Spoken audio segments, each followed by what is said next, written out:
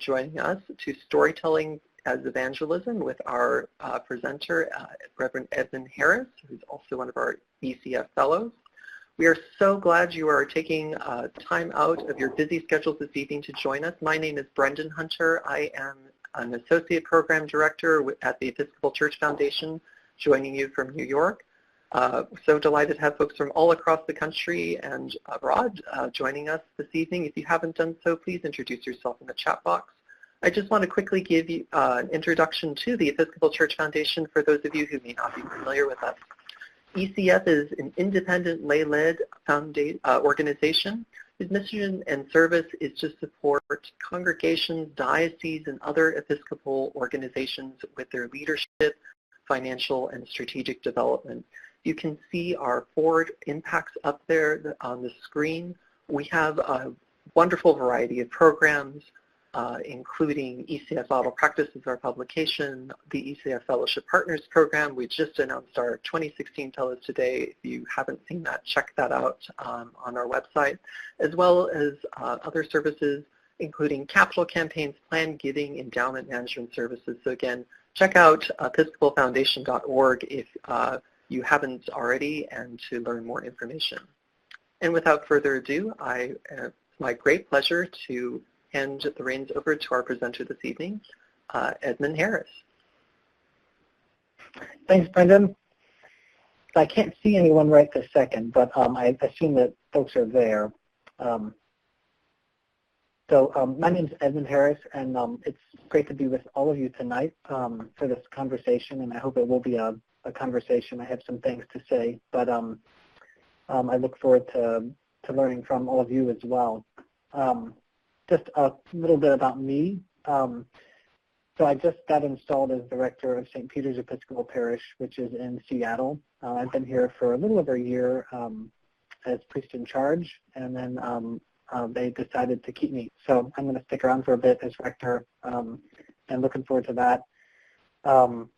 Before this, I was in the Diocese of Rhode Island, where I kind of had two communities where I was ministering. One, I was assistant rector at Church of the Epiphany in East Providence, just outside of Providence, Rhode Island.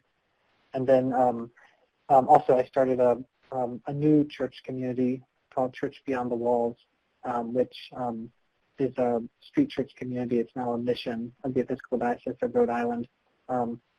And a community of people from churches and also from many other places, people who live on the streets, people who live with addiction and homelessness, and we got together for a Eucharist in the park every Saturday, and it's continued beyond my time there. So that's what I have been doing, and now I'm here in Seattle.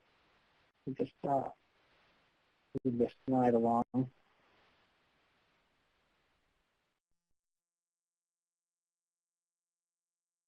I wanted to start with a prayer. It's a prayer I wrote this morning, so hopefully it's apropos for this time tonight. Let us pray.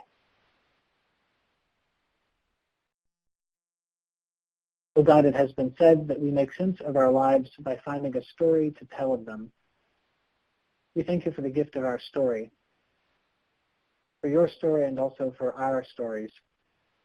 We thank you for the invitation to imagine with you how we might know our stories and how we might share them with creativity and love. Give us ears and hearts that are open to receive the wisdom that each one of us brings to this table. And give us lips that are eager to speak your truth as we have experienced it, and always in love. When all is said and done, may our time together this evening make us leaven for your kingdom. We make our prayers through our brother Jesus and in the friendship of the Holy Spirit. Amen. So I wanted to start with this quote from a book that I read a couple years ago by Timothy Radcliffe, who was a Dominican. And he writes in this book, What is the Point of Being a Christian?, a little bit about stories and the importance of stories in the church and in the faith. And there was a section that, as I was thinking about our time together this evening, that I really liked and wanted to incorporate. So this is from very early on in his book. He says, "We make sense of our lives by finding a story to tell of them. The story we tell shows who we are. Our identity is grasped as we rewrite our story as we grow older. We are making decisions about who we are and not just what we do." So I think these words are a good jumping off point for our conversation this evening about storytelling as evangelism. I think that what Radcliffe is saying, that we have a story to tell, is true of the big church, and it's also true of every individual church community, at least from my experience. Every church has a story to tell about itself. There's the big, broad story of our faith, the story of God, the story of Jesus and his life and death and resurrection. But there's also the particular story that each faith community has, that each faith community tells about itself. And that's really the story that I want to focus on tonight. Tonight I want to have a conversation about how our stories might help us to grasp our identities and also to share who we are with others. I think that our stories are one of the greatest assets we have for sharing our faith, for evangelism. And I'll be curious to hear some of your own experiences and how sharing your own stories has enabled you to go beyond your walls and also to welcome people within your communities. So a little roadmap of our time tonight, and I'll try my best to stay within our time limits. I wanted to, the first part, take a look at the relationship between our capacity to know and tell our stories as churches, as church communities, and growth. How is it that telling our stories might also be one of our greatest assets for growing in numbers and also in vitality? And then in the second part, we'll be thinking about how our stories can be a vehicle for something Michael Curry, our presiding bishop, has called authentic evangelism. I love that word, that expression. So we'll look a little bit more about what that might be about. And then finally, in the third part, we'll get more concrete, and we'll look at one community's attempt to tell their story, and that's actually my community here in Seattle, St. Peter's Episcopal Parish. We're doing a storytelling project right now, and we're in the very middle of it, so we're not done, but I'm excited to tell you about what we've been doing so far. And then after that, there will be opportunities for questions and reflection, and also I think also time for questions in between the different parts. So we'll dive right in. I wanted to begin by basically sharing the story of my community here in Seattle, St. Peter's Episcopal Parish, because it has been my experience here over the last year and a couple months that has, it's really been kind of the grist for some of the reflection I've been doing about the power of stories and how they might relate to growth and evangelism. This church where I'm the rector right now has an incredible story. And when I was discerning becoming their priest, it was absolutely their story that grabbed me and that drew me in. It was a story of incredible perseverance, of resilience, and of faithfulness in good times and also in some very difficult times. So I just wanted to share a little bit of that story with all of you tonight. St. Peter's was founded as a Japanese American congregation in 1908, so it's over 100 years old. There was a small community of Japanese Episcopalians and Anglicans, some of whom had come up to Washington from California, and others had come from Japan. And they were worshiping in an Anglo congregation in Seattle, a large Anglo congregation. And eventually they formed their own mission. They purchased some property in the International District, and to give you a sense of how incredible their perseverance was, in the middle of the Depression, raised enough money to build a church, the original church building, which is kind of directly behind me in terms of where it is today, but it's still there. So they grew pretty rapidly, and then during the Second World War, the church closed, and its members were forcibly interned in internment camps for the duration of the war, and so the church remained closed for a little bit over 3 years, during which time people actually stored their belongings in our in what's now the gym. It was at that point in time the church. And then when people began to return, and there was redlining, and people wouldn't rent or sell land to people of Japanese ancestry, people actually stayed in the gym, in the church. So a pretty incredible history. Rebuilding and reclaiming damaged lives was kind of the most important mission for St. Peter's during those first years after the war. It was very much, from what I have learned, a haven, a place where people who had had an experience of trauma could gather together and could be church and could be in a safe space. It also began to grow, a lot like most sort of mainline congregations. St. Peter's grew in leaps and bounds in the 1950s and 60s and 70s. In the early 60s, they built a new church to accommodate all of the people that were coming, that were part of the church. And then they were finally incorporated as a parish in the 1970s. But then, also like other mainline congregations, they weren't immune from decline, and so many of the early members who had at one point in time been involved in the local economy, whether it was salmon canneries or other businesses, they moved out, they moved away, and so the numbers dwindled to the point where in the 80s and 90s, a conversation began to take place about whether or not this was going to remain a predominantly Japanese American congregation, whether that was sustainable in the future. And over the course of these years, I think a consensus arose that it wasn't sustainable for it to remain an exclusively Japanese American congregation, that the congregation would have to open its doors and open its hearts to other people who hadn't shared that experience.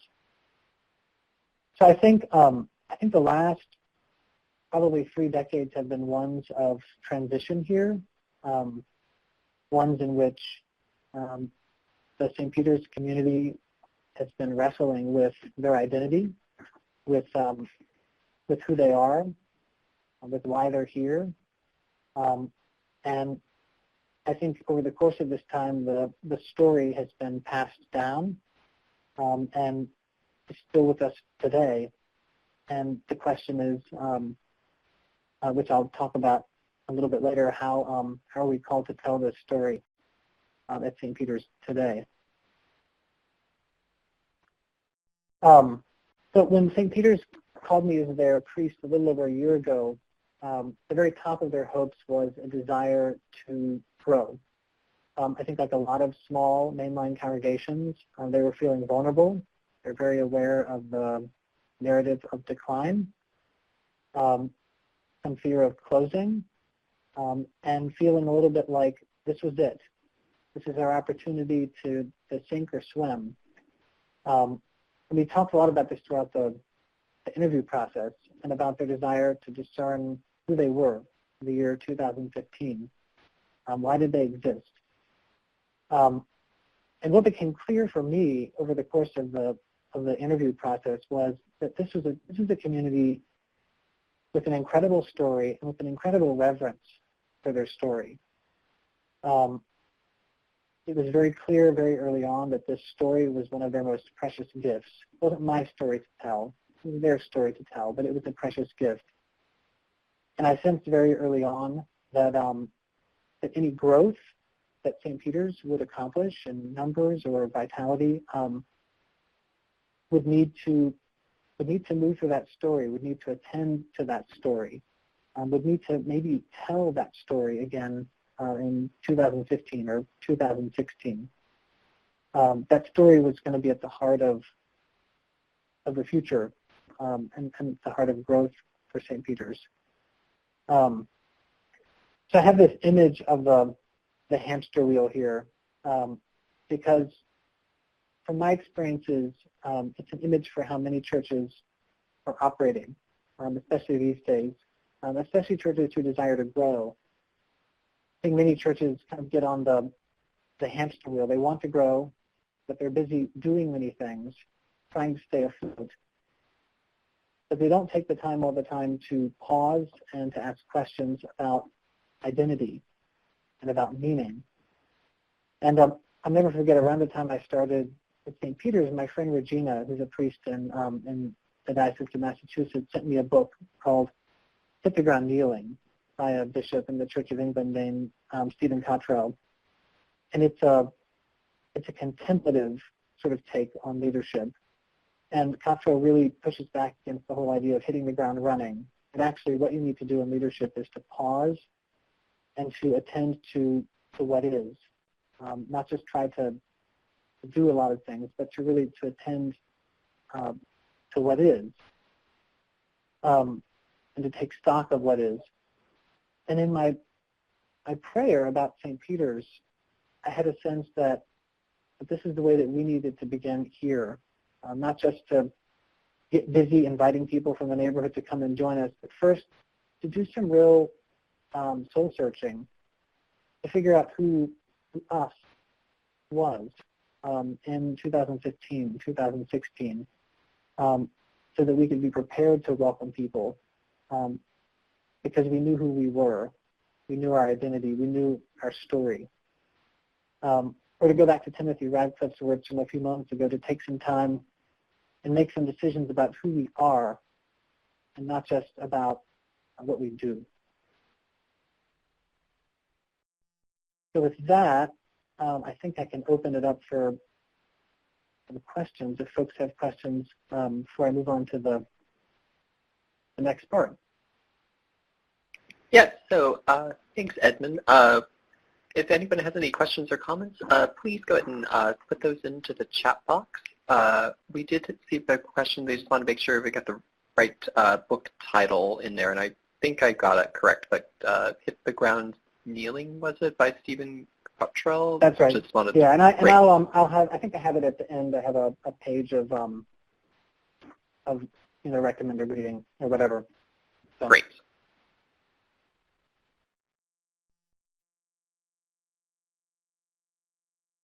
Wonderful. Well, I think we got that. It looks like somebody is typing into the chat box again. As a reminder for everyone, if you do have questions throughout the webinar, please go ahead and put those into the chat box, because even if we don't get around to it right then and there, there will be different times to pause for questions, so we can pull those up.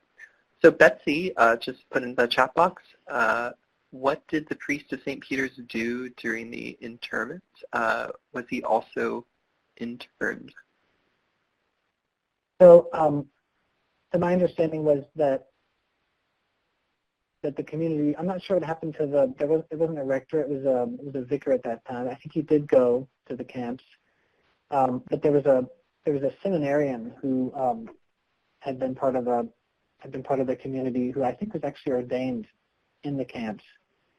And his name was Joe Kitagawa, and he ended up coming back with the community and helping them restart. And then he actually ended up going on and becoming one of the foremost religion scholars of the 20th century and dean of the University of Chicago Divinity School. And his picture is right outside my office. And that's where I went for seminary. So it's kind of a small world. But my understanding, I'm not sure about the priest who was there before. I think he did go, but when they were in the camps, it was Reverend Kitagawa who kind of helped them come back and restart afterwards.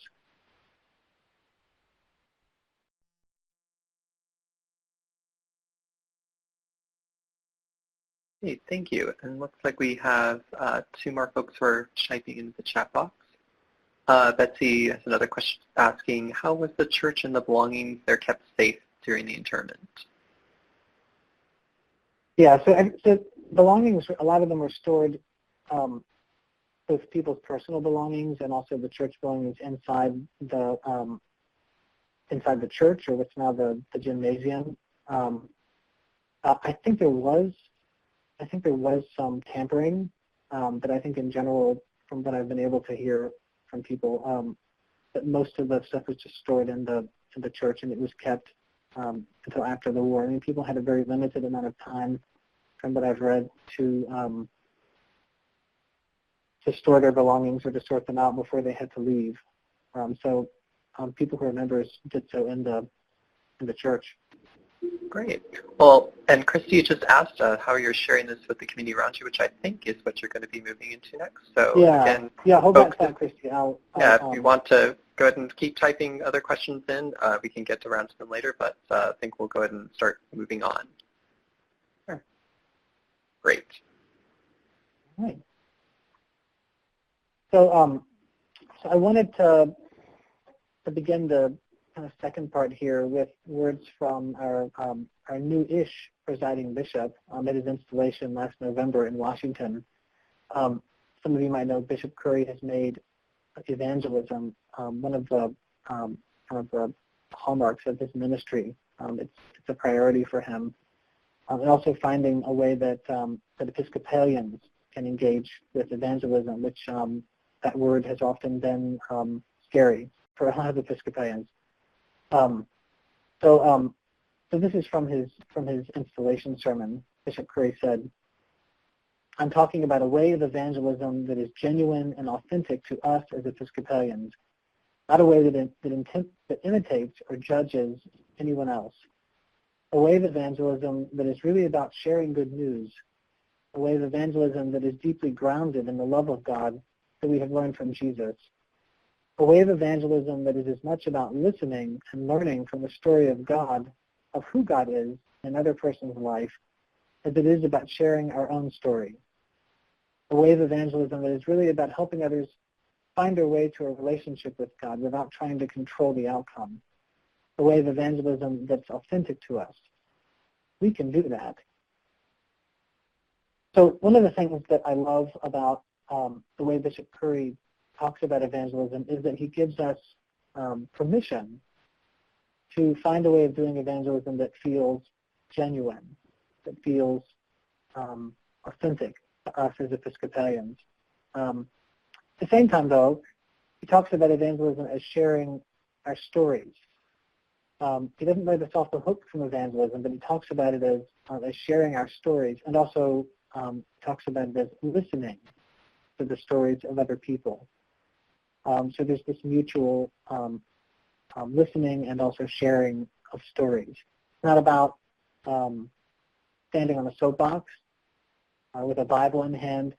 It's about knowing and sharing our own experience of God with others, and also listening to the experience of God that they may have to share. So I wanted to go back just for a minute to this word authenticity, which is a word that resonates pretty deeply with me, and I think pretty deeply with people, sort of millennials, people around my age. Authenticity is really important. The root of authentic, I just learned recently, is actually, it comes from the same root as authority. So authentic literally means acting out of one's own being.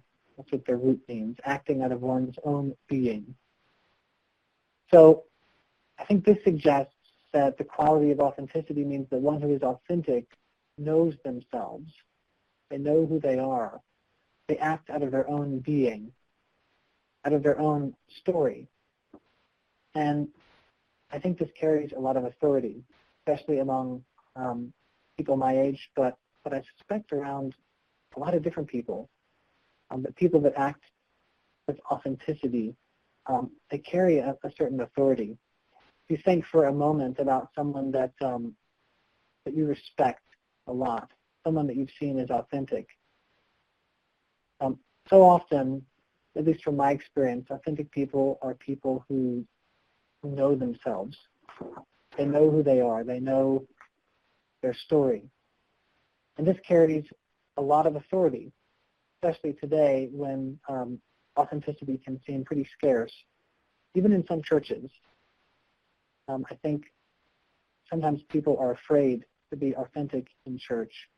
And I think sometimes people are afraid of becoming part of church because they feel like it's a place where actually they can't be authentic. They have to be, they have to pretend, or they have to, as my Southern grandmother says, put on airs. So church is not always a place where people have felt like they could be authentic. And talking about church growth, I think authenticity is the most important quality that can help a congregation to grow. When people sense that this congregation knows who it is and that they are comfortable in their skin.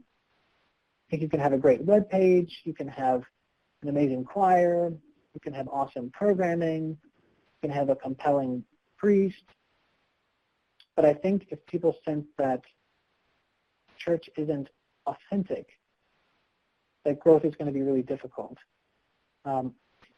Which is also where storytelling comes in, because knowing our story, I think, from my experience, helps us to become more authentic. It helps us to know our own being. It helps us to know the stuff that we're made of. So that's true about stories, being able to tell our story. They can help us to grow. But what's also true about story is that not all storytelling makes us more authentic. Our stories can free us to grow, but I think that sometimes stories can also imprison us. Sometimes the stories we tell about ourselves can actually keep us from growing. Maybe you've been part of a community where there was a story about it that was told, or stories about it that was told, or the story that it told about itself actually imprisoned it, actually kept it from growing. Stories can liberate, but I think they can also imprison us. And as I was thinking about this, I was thinking about some of the stories that we have in Holy Scripture, and how many of those stories are about God sort of continually reminding people who have been telling one story about themselves that wasn't a true story, about God continually reminding those people of their true stories. But if you think about Moses, the story that Moses told about himself was that he was inarticulate, that he couldn't speak, that he was just a shepherd. And God sort of takes him aside and says, actually, you'll be empowered to speak, and you're not just a shepherd, you're actually going to be a liberator of my people. Or if you think about the Israelites, the story that they told about themselves when they were in Egypt was that they were slaves. They were slaves. That was the story they told about themselves. And God took them and said, actually, you're my people. You're a free people. You're free. And that's your story. And again throughout Scripture, there are these beautiful stories of God helping the people of God to see who they really are, to see their real story, to know their real story, and to be able to tell it. And I think Jesus was someone who also helped people to know their authentic story. This is a passage from one of my favorite stories in the Gospel of John, the story of the Samaritan woman at the well. So I'll read this passage and then I'll talk more. So Jesus has just encountered this woman at the well. If you remember the story, she is hesitant to accept water from him. And Jesus tells her that the water he has isn't like the water that she's coming to get every day. It's water that's gonna to last forever. So Jesus says, "Everyone who drinks of this water will be thirsty again. But those who drink of the water that I will give them will never be thirsty. The water that I will give will become in them a spring of water gushing up to eternal life." The woman said to him, "Sir, give me this water, so that I may never be thirsty or have to keep coming here to draw water." So I love this story because kind of like Moses, kind of like the Israelites, this Samaritan woman had a particular version of her story that she was telling about herself. And probably there was a version of her story that others were also telling about her. And I imagine that it was a story that contained not a little disappointment and not a little shame. And what happens in this incredible encounter between her and Jesus is that Jesus frees her from this old story. He doesn't give her a new story, or a story that wasn't her own story, but he helps her to become more authentic, to act more out of her own being, to go back to the roots of that word authenticity, acting out of our own being. She is empowered to act out of her own authentic story. And the minute that happens, it turns out that she is quite an evangelist. She runs into the city, not with shame, not with fear, but with eagerness and joy. And she proclaims to the people there, "Come and see a man who has told me everything I have ever done. Come and see a man who has told me everything I have ever done." And in this story, John, the writer, says that many people come to believe in Jesus because of this woman's testimony, because of the story that she tells about her encounter with Jesus. There's something incredibly authentic, I imagine, that resonated with people, that compelled them, and that drew them deeper in faith. So her biggest asset actually turns out to be her story.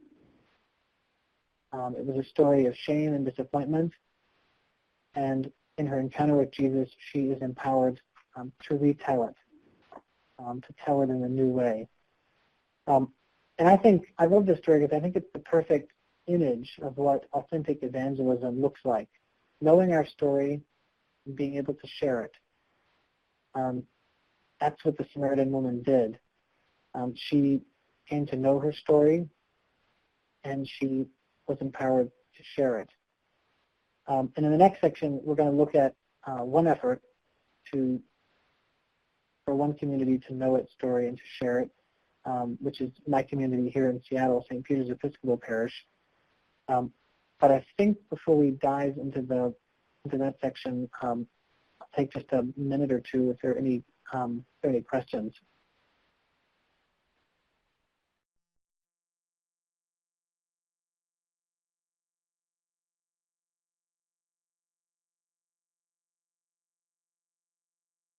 So Christy was just asked, how did you get interested in this in terms of what is your story? And I guess if you could summarize that a bit.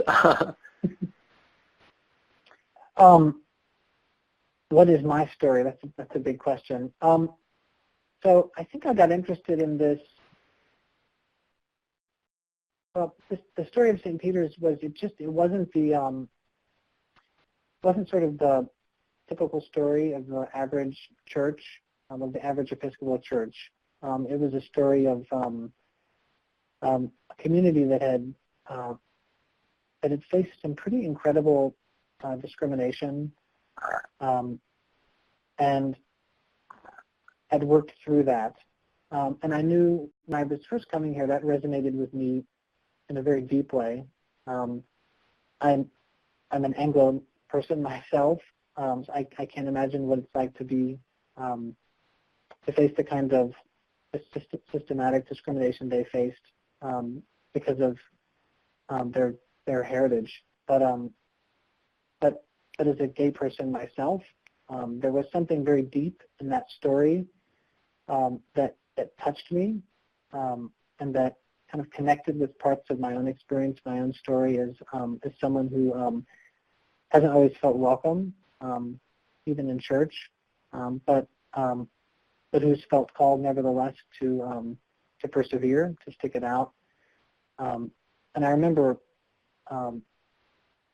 very early in my conversations with St. Peter's, being able to open up and to share that with them. And I think it's been a point of growth for both of us since my time here. Awesome, thank you. If anyone does have any other questions, again, please feel free to type those into the chat box at any point. But not seeing anything else in there at the moment, I think we can go ahead and press on. We'll also have some more time for questions and comments later on. Sure. So, so for this last section, I wanted to get more concrete and actually talk about an actual storytelling project that we're engaged in right now at St. Peter's.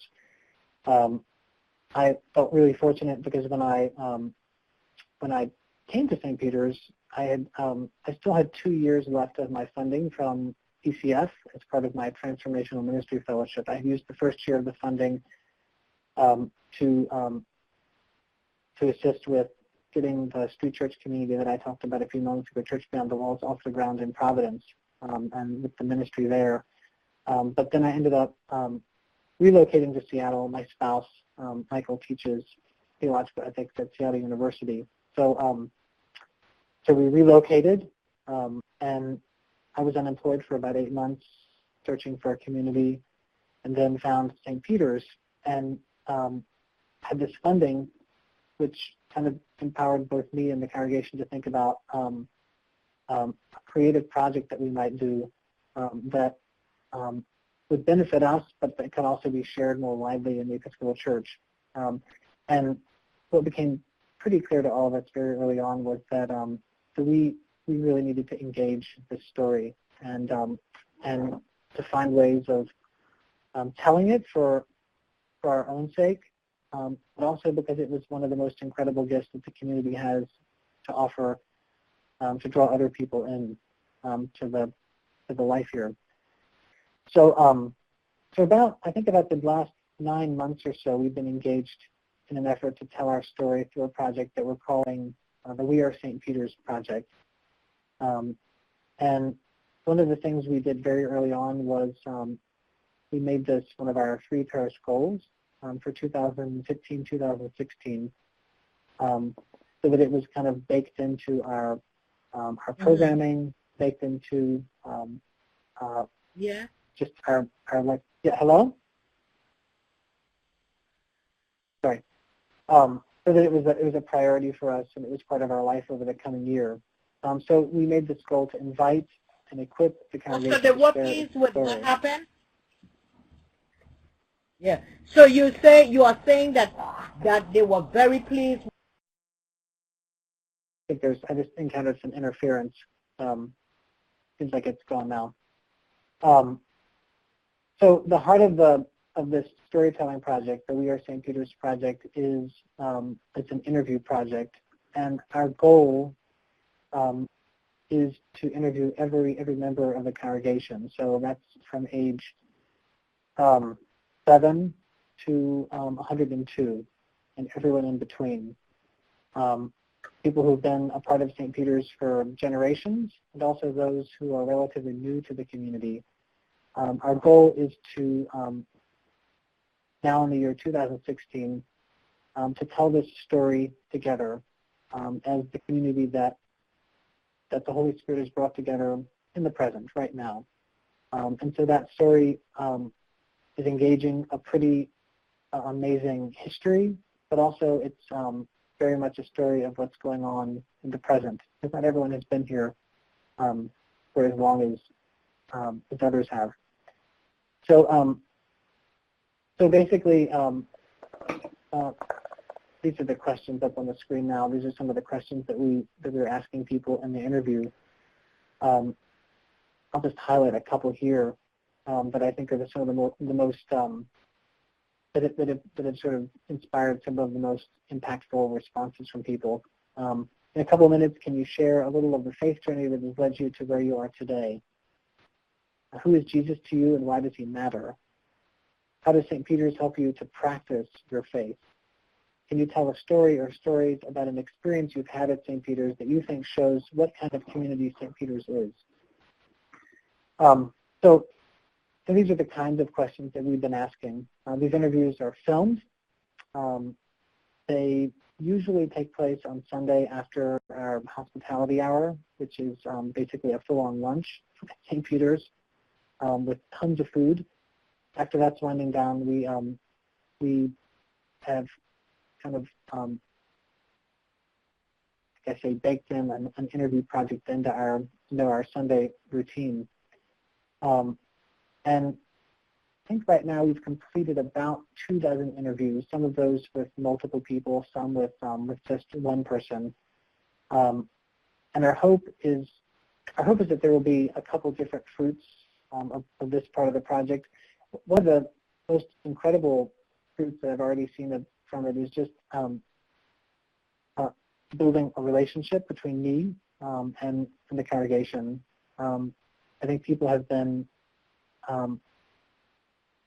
they've been moved to be asked to tell their story. Some have done it hesitantly, but at least in multiple cases actually, it's turned out being they came into the interview kind of hesitant about telling their story, but when they got started, it became a really, really powerful experience for them, and ended up going a lot longer than we had expected. So that's one of the fruits, is just building relationships. But some of the other fruits that we hope to have is we'd like to put together like a short film about St. Peter's, kind of a documentary film, an introductory film introducing St. Peter's to others, and that could be shared on our webpage throughout the diocese here and across the Episcopal Church. This filming project that we're doing right now it's pretty low budget. We're using iPhones, not a high-tech interview project. But I think what we're hoping to do is I have a team of people who are helping, and we're hoping to pare down these interviews to a handful of them eventually, and then work with a professional film artist, documentary person, to actually to really sort of focus the way we tell the story, so that when we share it with the wider church and others, it can be a much more focused kind of introduction to St. Peter's. So we're kind of in the middle of that right now. The other thing we've just done is I hired a photographer, a professional photographer, to be with our community for a couple different occasions, Holy Week and Easter, a couple other occasions before that. And I wanted to do like a photo documentary, basically. So we just installed this last week, both for Pentecost and also because the celebration of new ministry where I was installed as rector happened a week ago, last Tuesday. So we've installed about 150 black and white photos that are matted on the periphery of the church. We took down the version of the Stations of the Cross that we had up, and instead we're surrounded with all of these different photographs of people, people having their feet washed on Maundy Thursday, people eating at the agape meal, people embracing during the peace, people just being St. Peter's. And the name that we've given to the photo installation is "Behold What You Are." It's from some words that we're using at St. Peter's right now as the invitation to communion. They come from a sermon by Augustine. And as the deacon and the lay Eucharistic minister and I hold up the bread and wine that have become the body and blood of Christ, I say to the congregation, behold what you are. And then in response they say, may we become what we receive. Invitations of the Eucharist, as well as this photo exhibit that we have, a photo installation, as well as the whole We Are St. Peter's project. I think the invitations of all those are the same, which is to empower people to know who they are, to know who they are as the body of Christ, and also to know who they are as the people of St. Peter's, to see themselves reflected, surrounded by themselves, to see themselves reflected in the photos and also in just as they are in the body of Christ in the Eucharist. And hopefully that will help them to become more and more themselves, the people that God has called St. Peter's to be. I think that's the invitation that knowing and sharing our stories also gives us. It's this invitation to know ourselves more and more, and hopefully, to go back to that word, authentic, to become more and more authentic, to become more and more grounded in our own being. So I wanted to wrap up this part just by, again, returning to that, those words of Timothy Radcliffe that we started, which I think ring incredibly true. We make sense of our lives by finding a story to tell them. The story we tell shows who we are. Our identity is grasped as we rewrite our story as we grow older. We're making decisions about who we are and not just what we do. So I think the reason storytelling I think is so impactful is that it is all about making decisions about who we are. We don't always get to control what happens in our community, in our lives, but we do get to have some say over how we talk about what happened, how we tell those stories. Whether we tell our stories in ways that imprison us, or whether we tell our stories in ways that have a freeing effect, that free us to grow more and more into the people that God has called us to become. So that's what I'm up to here at St. Peter's right now, and I think this is the point in time when I would welcome some of your own wisdom, some of your own experiences, if others have had encounters with storytelling projects or have found ways to tell stories in your own context. And then I have some questions here just to provoke some hopefully some inspiration for next steps in your own context. So again, we'll welcome folks to type some questions into the chat box, or if you have comments, or again, invite you to share as well. At this time, we might also be able to invite some folks to speak as well if they'd be interested in that. In the meantime, I just wanted to bring up, Megan has kind of asked, and maybe Edmund, you can just kind of connect some pieces together about the ties between the Congregational Interview Project and how that's related to evangelism. Your church, maybe just kind of to cover that a little bit more to help Megan with that, making those connections. Yeah, we are situated in a very urban area, but it's a neighborhood. And one of the things that I noticed about St. Peter's when I arrived was that unless you knew there was a church there, you wouldn't know there was a church there. There wasn't a lot of signage. We're about 2 blocks from one of the main arteries. street arteries in Seattle, Rainier Ave. But again, unless you knew there was a community here, you probably wouldn't know there was a church down King Street.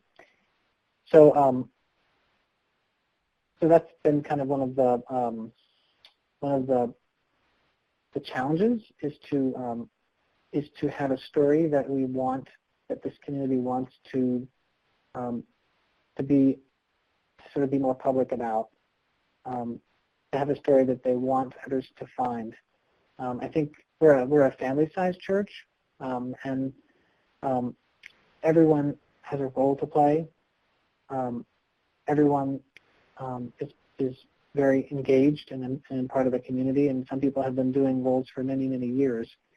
And so the challenge is to invite people into that. So I'm not sure that exactly addresses evangelism. And it's not, the goal of this project is not necessarily a kind of door-to-door kind of evangelism. The goal is probably primarily sharing our story like via our webpage, which these days is kind of the new threshold to any congregation. And then once people are part of the church, having the capacity to be able to share who we are. I think another thing we've talked about doing is also sharing snippets of the interviews that we've been doing on our webpage, so that when you visit St. Peter's, you see not just the biographies of the staff, but also you have the opportunity to hear little 2 or 3 minute snippets about people's own experiences at St. Peter's, their own experience of faith. That's great. Thank you for illustrating that. And again, I would just say that I think that's wonderful that you point out, Edmund, about how it's both end for folks that are outside of our congregations, but also the importance of those stories to be known amongst our congregations as well, that oftentimes people, even if they've been in the congregation for many years, don't even necessarily know all those stories that are amongst the congregation, amongst each other. And that can be really powerful, as Christy was also pointing out, loving this idea of using storytelling to help us understand our history and see our future, and just how important that can play in inspiring each other and for a really powerful vision for congregation's future by using stories. Mm-hmm. We have a couple more comments starting to coming in. Mm-hmm. Stella shares that use their our story as part of their newcomer series, who is St. Michael's in the history of the parish, along with some. That's a wonderful idea. There. Yeah, that's a wonder. I know that's intriguing to me because we right now there's not a robust process at St. Peter's for incorporating newcomers. We do a darn good job of it, just I think by our nature, but there's not a system for doing that, and so that's intriguing to think about how this project might kind of be part of our incorporation process. How that could be part of our. We're going to be starting a newcomer kind of welcome weekend thing where we actually formally welcome newcomers. But that would be intriguing to think about how it could for them be part of that. I know we used stories in our stewardship campaign this year. We had testimonies or sharing during the sermon time. People from different contexts in the congregation, people who've been here a long time, young people, people who were relatively new, invited to reflect on a couple questions and then to share those. And that was a new thing for St. Peter's, and was powerful. Awesome. Marguerite from St. Mark's in Berkeley was saying for 2 years that they've created a narrative budget during their stewardship that featured the stories of 4 members. They also had some stories reflected in their monthly newsletter's Poetry Corner. Mm-hmm. And a comment from Betsy sharing that the story of the founding of her church involves some of the conflict of the then rector and then bishop. But she asks, do you have ways to reframe stories like this, slightly negative in tone, that can lift the congregation up rather than sort of trapping them in sort of these a negative narrative? Mm-hmm. Yeah, I have there's a congregation here in the Diocese of Olympia. I won't name them, but they're a congregation that has experienced some trauma with leadership over decades, such that this began to be the story that they would tell about themselves. And it was not positive, it was negative, and it was very much a story that was told sort of against, I would just say against who they, what their story had once been, sort of over and against it. And the way that the leadership team there has been working through that is to sort of provide another story and hold it parallel to the story that is toxic, and to say, actually, consider that this might be who you are. These might be the people that you actually are. This might be your story. I mean, in a very similar way that I think Jesus did with the Samaritan woman. And to keep, their sort of process has been to keep holding up that other story. And it's too early to tell whether or not that other story is going to be the one that prevails. But the idea is that if there's a story that's compelling, a story that's authentic and that's true, sometimes the role of the leader is to hold that story up and to keep telling it. And it's kind of like if you build it, they will come. I mean, if you tell the story again and again and again, my hope is that, and I know their hope is that people are going to claim the story that has life, that's life-giving, the story that is about resurrection, and it's not about